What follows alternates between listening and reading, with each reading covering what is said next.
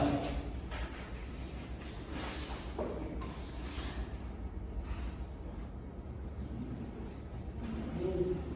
Besar. Ya, terima kasih kepada ketua kelas yang telah memimpin kita untuk berdoa. Nah, semoga dengan doa itu kita di belajar kali ini mendapat keberkahan ya dari Allah Subhanahu wa taala. Oke, hari ini ada yang tidak hadir teman-teman. Vanessa, kenapa? Ini pulang saya pulang aku, Pak. Jangan belum Terus Dia sama. Ardia Sarifa Sakit. Terus yang pulang apa? sudah? Orang? Jangan lagi ya.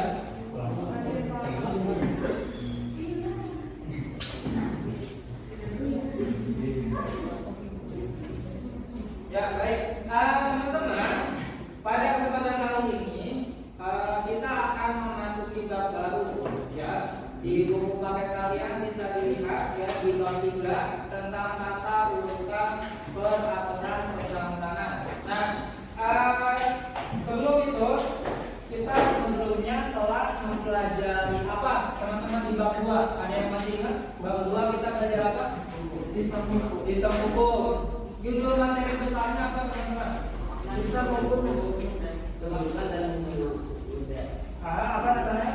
Kedudukan dan fungsi UTS dalam sistem hukum nasional. Ya, kedudukan dan fungsi dari undang-undang dasar dalam sistem hukum nasional ya. Jadi melanjutkan dari bab 2, kalau kemarin kita lebih fokus kepada undang-undang dasar sebagai hukum dasar dan hukum tertinggi negara Indonesia. Nah, kalau yang sekarang kita lebih kepada tata urutannya ya, tata urutan dari peraturan perundang-undangan itu sendiri. Nah, jadi di bab ini teman-teman akan mempelajari urutan dari mulai yang tertinggi sampai dengan yang terendah tentunya ya.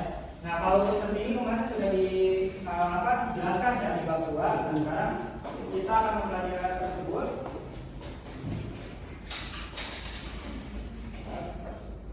Tujuan dari pembelajaran kita pada kali ini yang pertama tentunya teman-teman nanti akan menjelaskan makna ya dari tata urutan peraturan perundang-undangan nasional atau makna dari apa sih peraturan perundang-undangan nasional itu. Dan yang kedua tentunya memahami hierarki. Artinya hierarki itu adalah susunan tata urutan peraturan perundang-undangan nasional dari mulai yang tertinggi sampai dengan yang terendah ya. Diawali dulu dengan kita berdiskusi ya, berdiskusi dengan beberapa pertanyaan yang akan teman-teman diskusikan ya. Nanti teman-teman akan dibagi ke dalam kelompok. Nah, setelah ini akan disampaikan ya pengelompokannya seperti apa. Oke, kita mulai dulu dari pertanyaannya terlebih dahulu. Nah, yang pertama nanti akan dijawab dan didiskusikan di kelompok masing-masing ya. Pertama, apakah di kelas kalian itu ada aturan atau tata tertib yang telah dibuat dan dilaksanakan oleh seluruh warga kelas? Ini yang khas di kelasnya ya, bukan tata tertib sekolah tapi yang ada di kelas ya. Nah, silakan sebutkan aturan tersebut nanti di masing-masing kelompok ya. Kira-kira aturannya apa saja? Lalu kenapa alasannya ya? Mengapa perlu dibuat aturan tersebut? Jadi mengapa perlu dibuat aturan tersebut? Lalu bagaimana sikap yang tepat terhadap aturan tersebut?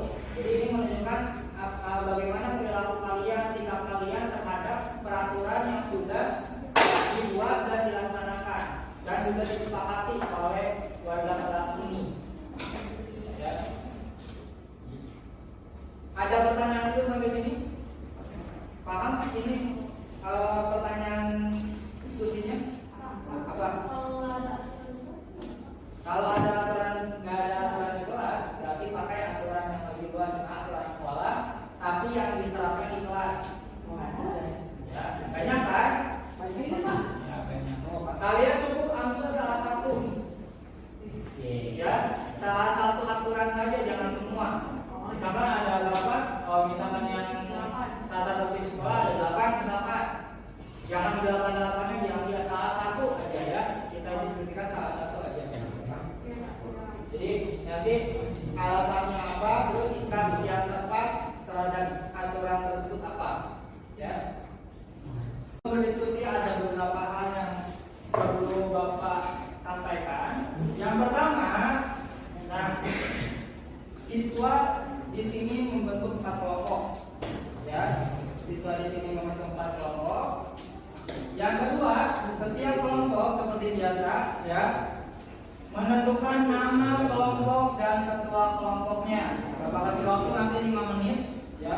Bapak rasa untuk menentukan nama dan ketua tidak akan lama. Yang ketiga, setiap kelompok nanti melakukan diskusi terkait pertanyaan yang tadi sudah diberikan, ya.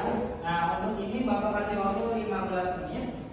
Nah, nanti di sela-sela ini ada sesi lainnya sebetulnya, ya. Ada sesi lainnya, cuma nggak Bapak tulis di sini. Dan nanti yang terakhir setiap kelompok akan menampilkan hasil diskusinya di depan kelas. Ya, dibuka. Ya, dibuka.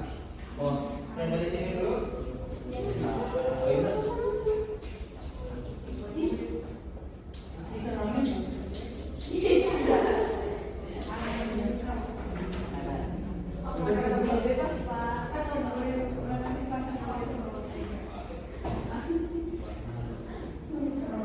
Jadi satu.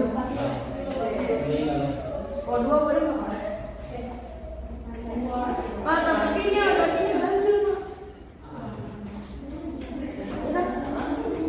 Kayaknya ganjil.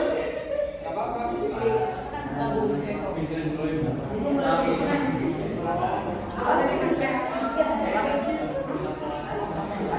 Sekarang teman-teman lanjut ke langkah selanjutnya. Sekarang sudah membentuk ke dalam 4 kelompok. Selanjutnya, setiap kelompok silakan tentukan nama kelompok dan ketua kelompoknya. Siapa? 5 menit dari sekarang. Silakan.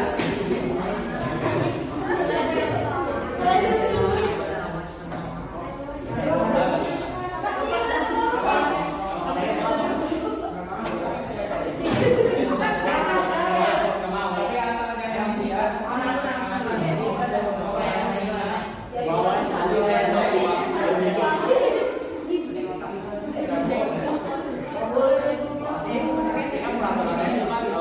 jangan lihat. Ketuanya siapa? Ini udah pasti. Nama kelompoknya berapa? Kelas bisa ada pelajaran tanpa seizin guru. Alasannya kenapa? Agar siswa tidak berkeliaran, bisa ada pelajaran serta agar kelas tetap kondusif dan siswa tidak keluar langsung dari kelas. Oke, terima kasih. Oke, kelompok ini aturannya apa?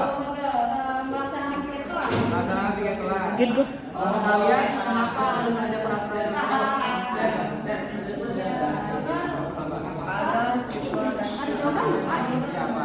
Aturan tersebut dibuat supaya kelas tetap rapi dan bersih dan kegiatan belajar tidak terjadi. Oke, terima kasih atas hasil diskusinya. Silakan lanjutkan. Teman-teman, sekarang saatnya teman-teman untuk menampilkan hasil diskusinya, ya, di depan kelas masing-masing. Nah, tapi sebelum itu, silakan teman-teman membagi peran teman-teman masing-masing. Perannya adalah yang pertama, ada yang menjadi moderator atau pembawa acara, ya. Ada yang menjadi pembicaranya, artinya pembicara dalam menjelaskan hasil diskusinya, dan ada yang membuat kalimat ajakan untuk mematuhi aturan yang kalian diskusikan, ya. Beda benar. Yang jelasin mau Syaina terakhir.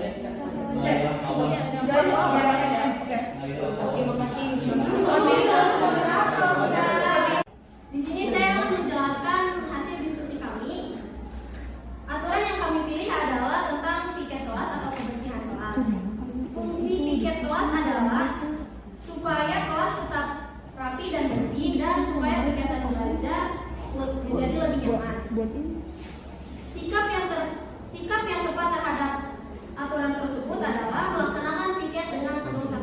Ya. Terima kasih untuk kemudian.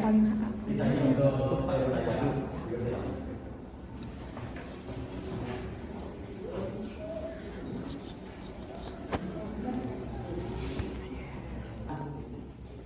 Ayo kita pakai kelas. Kelas menjadi. Iya, jaman. Oke, tepuk tangan. Yo, silakan. Terima kasih telah mendengarkan diskusi kami.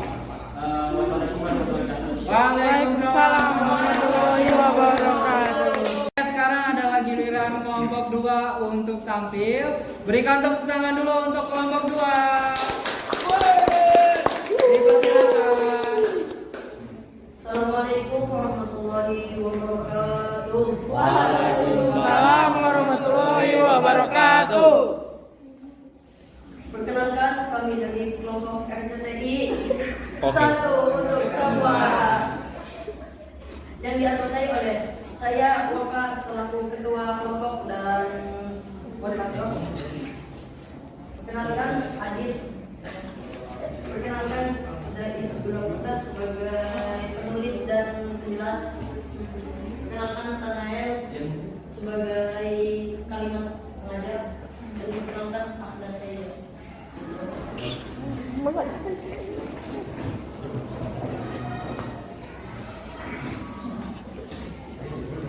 Saya akan menjelaskan salah satu aturan tentang tugas ini. Kami memberikan aturan umum di sekolah itu banyak, salah satunya kami akan membahas salah satu kata tertentu yang tidak boleh membawa ke sekolah. Aturan ini dibuat jadi ketentuan sekolah dikatakan hal tersebut yaitu membawa ke sekolah dapat digunakan dapat disalahgunakan oleh siswa-siswi dan mengganggu fokus pada saat pembelajaran. Jika kita lihat atau menemukan siswa yang membawa ke sekolah, harap melapor ke guru demi ketertiban dan kenyamanan sekolah kita. Janganlah membawa handphone ke sekolah karena dapat mengganggu pengajaran siswa dan dapat bisa saja disalahgunakan. Terima kasih atas perhatiannya. Wassalamualaikum warahmatullahi wabarakatuh. Oke, berikan tepuk tangan kepada pengajar.